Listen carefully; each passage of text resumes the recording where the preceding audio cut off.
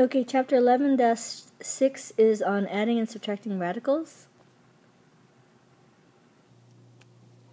Okay, example 1 is 3 radical 5 plus 4 radical 5. Okay, so we're going to be combining like terms. So if we have 3 radical 5s plus 4 radical 5s, we have 7 radical 5.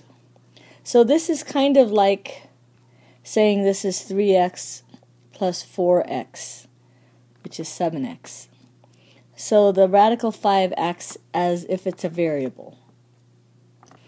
Okay, example 2 is radical 2 minus radical 8.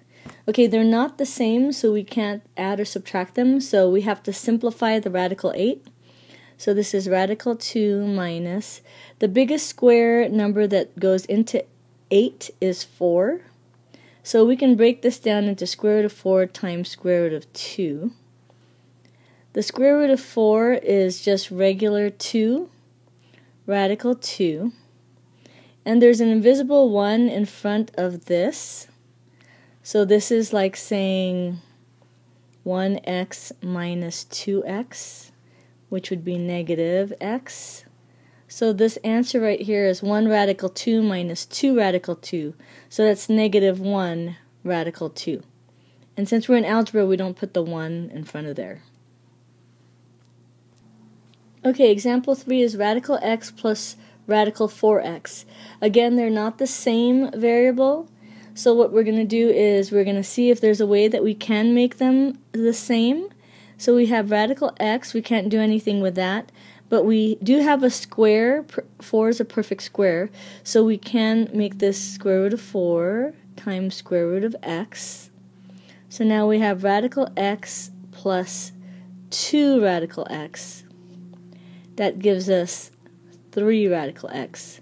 Again, there's an invisible 1 in front of this, so that's a 1 radical x plus 2 radical x equals 3 radical x. Okay, example 4 is a little bit harder. We're going to have to factor them to see if we can make them the same. On the first radical, we can pull out an x squared. That leaves us with an x minus 1. And then on the second radical, we can pull out a 4. That leaves us x minus 1. Okay, now we can separate this. X squared is a perfect square, and this one's not. And radical 4 is a perfect square, and this one's not. Okay, so now we have the square root of x squared is just x, radical x minus 1, plus the square root of 4 is 2, radical x minus 1. So they both have an x minus 1. And then we have an x plus 2.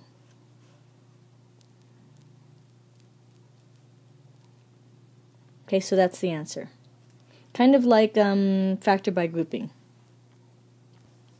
Okay, example 5 is radical 3 plus radical 1/3. Okay, so what we're going to do is, this is radical 3 plus radical 1 divided by radical 3.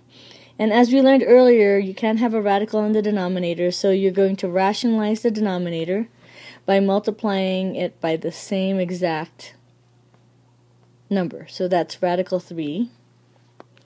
And the reason is because when you multiply radical 3 times radical 3, you get regular 3. That's because the square root of 9 is 3. So now I have radical 3 plus multiply across. So that's radical 3 over regular 3. Now it doesn't look like they're the same, but they actually are. This is a whole.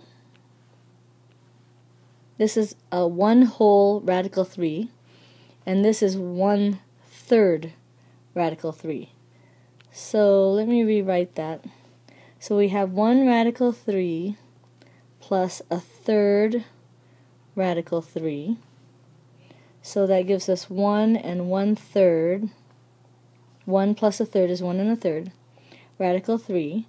But since this is algebra, we're going to see this as an improper fraction. So it's 4/3 radical 3.